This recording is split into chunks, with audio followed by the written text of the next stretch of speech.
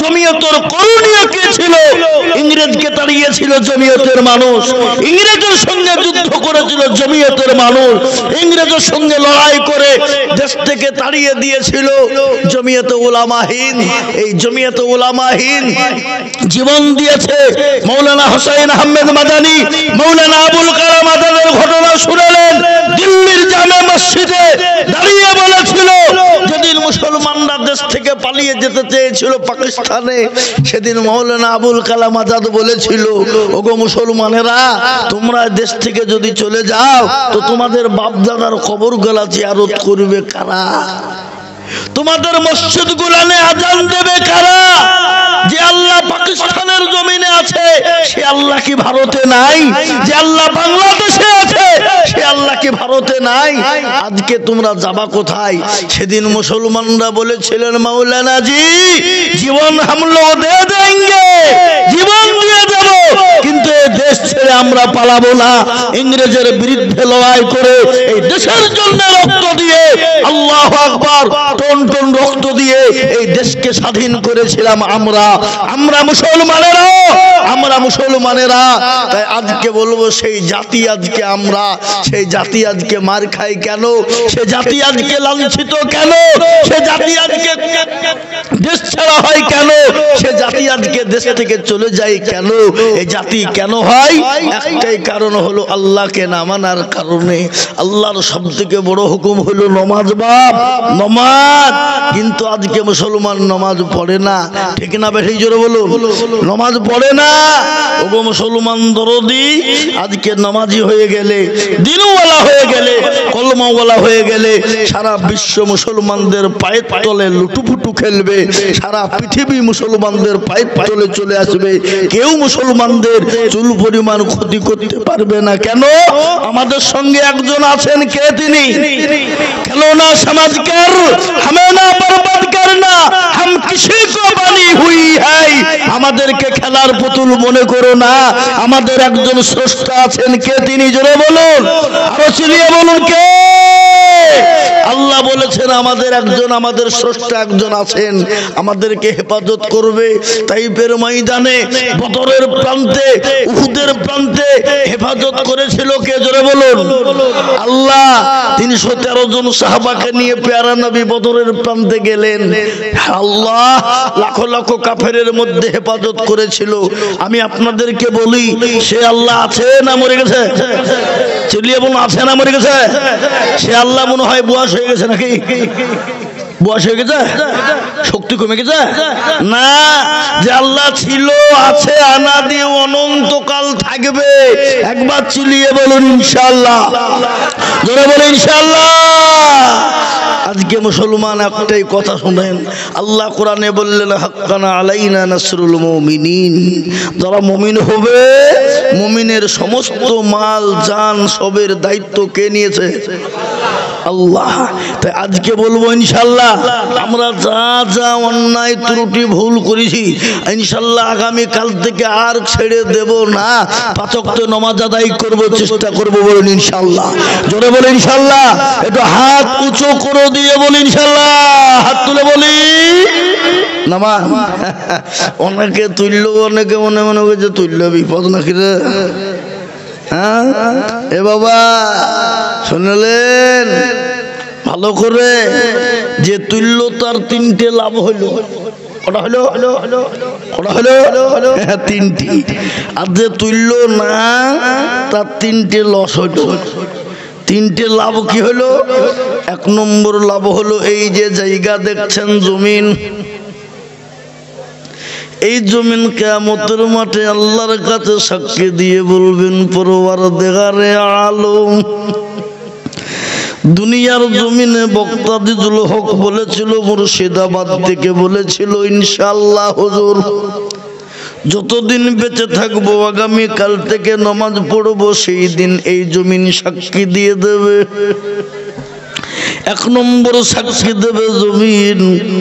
2য় নম্বর সাক্ষী এই যে 2 জন কাঁধে রয়েছে রে বাবা, কি নাম? কি নাম? কারামান কাতিবিন। এই হাতটা তোলার কারণে সঙ্গে সঙ্গে তারা লিখতে শুরু করে দিল ভালো আমল। আর তৃতীয় নম্বর হলো কোরআন বলেছে আল-ইয়াউমা নাখতিমু আলা আফওয়াহিহিম ওয়া তুকাল্লিমুনা আইদিহিম ওয়া তাশহাদু আরজুলুহুম বিমা কানু ইয়াকসিবুন। কিয়ামতের দিনে জবানে তালা মেরে দেবে, হাতকে বলবে তোকে কোন কাজে ব্যয় করেছিল বল। হাত বলবে পরবার দেখারে আলো। ওই মেদিনীপুর জেলায় বক্তা জিজুল বলেছিল কারা আল্লাহকে ভালোবাসে রসুলকে ভালোবাসে আল্লাহর হুকুম মানবে বলে হাতটা তুলেছিল বলো। এই হাতটা তোলার কারণে সেই দিন জাহান্নামটা হারাম হয়ে যাবে, জবানটা বন্ধ হয়ে যাবে, এই হাতের দ্বারাই সাক্ষী দিয়ে দেবে। তাই আর একবার হাতটা তুলে দিয়ে ডানে বায়ে পিছনে সামনে উপরে হাতটা তুলে দিয়ে বলে হুজুর গো আমরা যতদিন পৃথিবীতে বেঁচে থাকবো আল্লাহ তার রাসূলকে সবথেকে বেশি ভালোবাসবো এবং আল্লাহর দ্বীনের খিদমত করব এবং আল্লাহর হুকুমকে পালন করার চেষ্টা করব। একবার হাতটা উঁচু করে সকলেই বলুন ইনশাআল্লাহ। তুলে ইনশাআল্লাহ। নামান অনেকে মনে মনে করছে মৌলবী মনে হয় দেখতে পাবে না রে, দেখতে পাবেন না, কিন্তু হাওয়াবাজ যেটা কেউ দেখে না সেটাকে দেখে, যেটা কেউ জানে না সেটাকে জানে, যেটা কেউ বুঝে না সেটাকে বুঝে। সবাই বলে আমি ভালো আমি জানি কি, সবাই বলে আমি ভালো আমি জানি কি, আমার মনের গোপন খবর জানে আল্লাহ জি। আলোতে আধারে নির্জনেতে এ কথা কি করেছো তুমি সব জানে সে। চোখ থেকে উঠবে না ফাঁকি আমি জানি কি। সকলকে ফাঁকি দেওয়া যাবে কিন্তু আল্লাহকে ফাঁকি দেওয়া যাবে না। আল্লাহ বলে বান্দা যেটা কেউ দেখে না আমি দেখি, যেটা কেউ জানে না আমি জানি, যেটা কেউ শোনে না আমি শুনি, যেটা কেউ বুঝে না রে বান্দা সেটা আমি বুঝি। কি গো আল্লাহ বুঝে না? বুঝে না? জোরে বলো। আজকে মুসলমান নামাজ পড়তে এত অবহেলা এত কষ্ট কেন হইবে রে বাবা?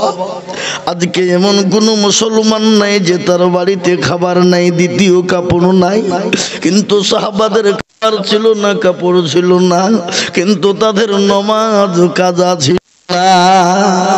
নামাজ। আসসালামু আলাইকুম। মুহতারাম, সালাম দেওয়া সুন্নত আর ফিরিয়ে দেওয়া কি গো? জোরে বলেন। এই মেদিনীপুর ওয়ালার আপনারা জানেন না? অজিব। কেউ কাউকে সালাম না দিলে গুনাহ হবে না বাবা। একটু গরম লাগছে।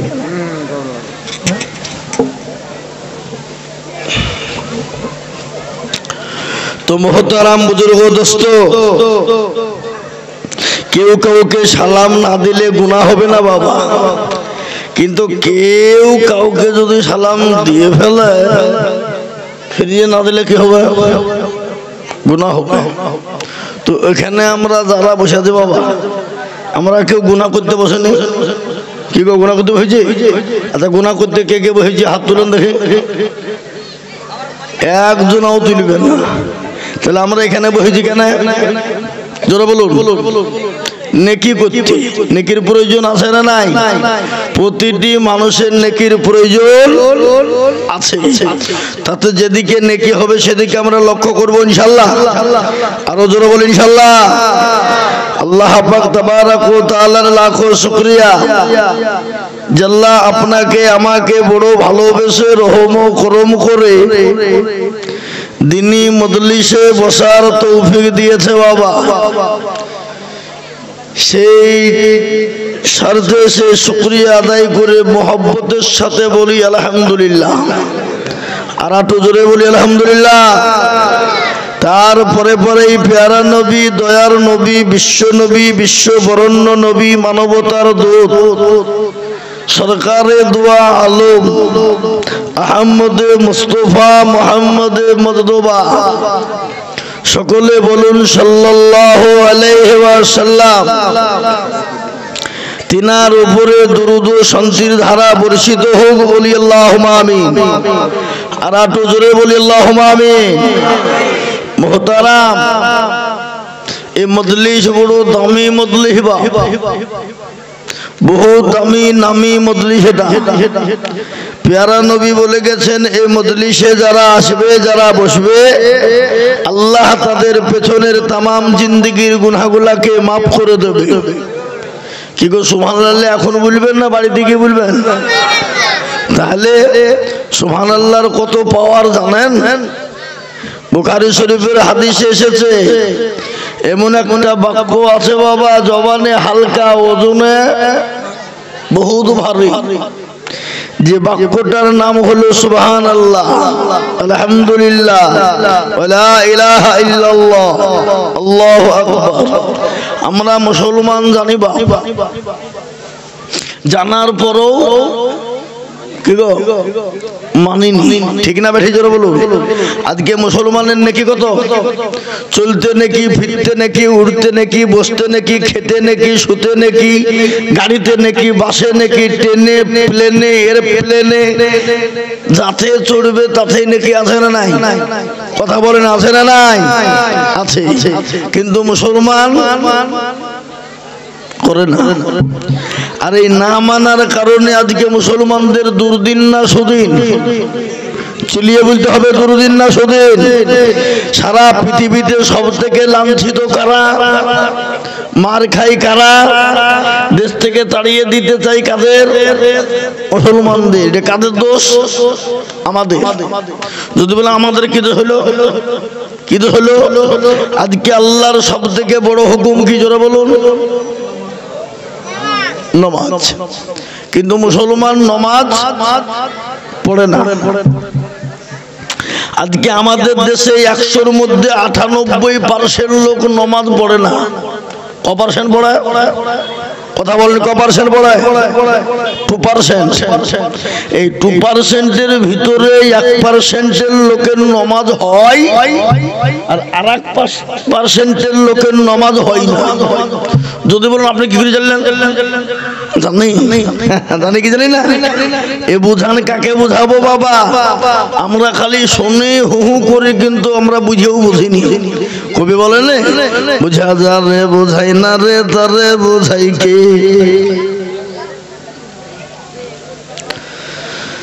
বুঝা যা রে বুঝাই না রে, তারে বুঝাই কে? আর না বুঝা যে হু হু করে, তাকে ভূতে ধরিয়াছে। ঠিক না বেঠি জোরে বলুন? আমরা যদি না বুঝি হু হু করি তো হবে? এই কথা বলা হবে? হবে না। আজকে মুসলমান 1% লোকের নামাজ হয়, আর 1% লোকের নামাজ হয় না। যদি বলে কেন হয় না? দেখেন, অনেকেই আছে আত্মাহেতু জানে তো দুরূদ জানে না, দুরূদ শরীফ জানে তো আপনার দোয়া কুনুত জানে না, দোয়া কুনুত জানে তো দোয়া মাসুরা জানে না, দোয়া মাসুরা জানে তো দোয়াকে বলে দোয়া সানা জানে না, ইন্না তাইনা কুল, তার মধ্যেও আবার 20টা ভুল।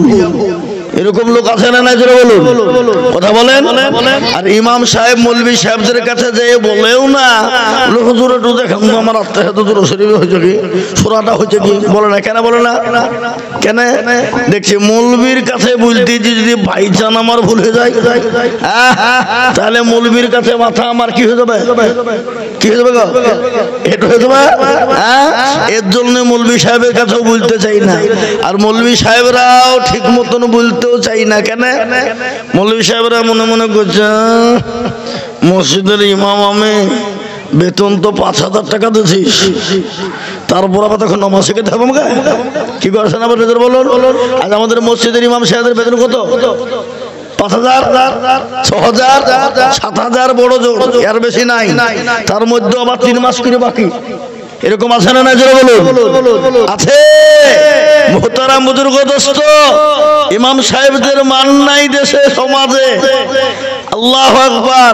সেদিন একটা হাদিসে দেখছিলাম, প্যারা নবী বলে গেছেন, ইমাম যে মসজিদের হবে, ইমামের বেতন যদি প্রাপ্য বেতন না হয় তাহলে সেই ইমামের পিছনে নামাজ হবে না, হবে না। কেন? ইমামের বেতন সঠিক নাই আমাদের। ওগো মুসলমান, আল্লাহু আকবার। একটা মসজিদের সেক্রেটারি, আর সেক্রেটারি কারা আজকাল মসজিদের? বলেন তো, সেক্রেটারি, ক্যাশিয়ার, সভাপতি কারা? মসজিদ চিনে না যারা, মসজিদের দরজা চিনে না যারা, ঠিক না বেঠিক বলুন? এরকম লোক আছে না? নাই আছে।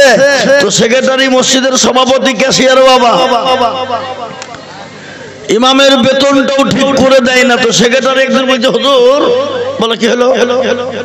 একটু আমার ছেলের জন্য একটু দোয়া করে দেন তো, বলে যদি চাকরি পাই। বলতে নাকি? বলে হ্যাঁ, এই 500 টাকা লেন। মৌলভী সাহেব 500 টাকা পকেটে ভরিলি, দোয়া করে হাত দিয়ে বলছে, আল্লাহ সেক্রেটারি বেতন না চাকরি পাই, আল্লাহ চাকরি পাওয়ার পরে বেতনটা যেন আমার সমান হয়ে যায়। বুঝতে পারলেন না? পারলেন না? স্যালারিটা যেন আমার সমান হয়।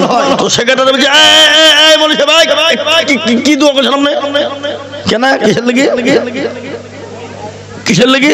আপনি দোয়া করতে বললেন চাকরির জন্য, আপনার ছেলে যেন চাকরি পায়, বেতনটা যেন আমার সমান হয়।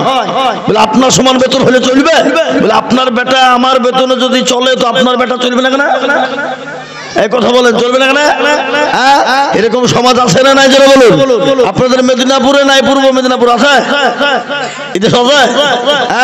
আজকে মুসলমান মসজিদমুখী হতে পারলাম না, দিনমুখী, কোরআনমুখী, ইমানমুখী হতে পারলাম না। আজকে যদি দিনওয়ালা, ইমানওয়ালা, কোরআনওয়ালা, মসজিদমুখী, ইমানমুখী হয়ে যেতাম, সারা বিশ্বের সমস্ত বেঈমান আজকে মুসলমানদের পায়ের তলে লুটুপুটু খেলতো। কে খেলতো না? যারা বলুন, এই কথা বলেন, খেলতো না? খেলতো না? খেলতো। কিন্তু এ জাতি মসজিদে আজান হয়, বাজারে যায়, মাঠে যায়, ঘাটে যায়, চায়ের দোকানে বসে থাকে, বাড়িতে বসে থাকে, কিন্তু মসজিদমুখী হতে জানলো না। আজকে যদি মুসলমানরা মসজিদমুখী হয়ে যেত, ত্রিপুরায় 110টা মসজিদ ভেঙে দিত না, দিল্লিতে 17টা মসজিদ পুড়িয়ে দিত না, বাবরি মসজিদ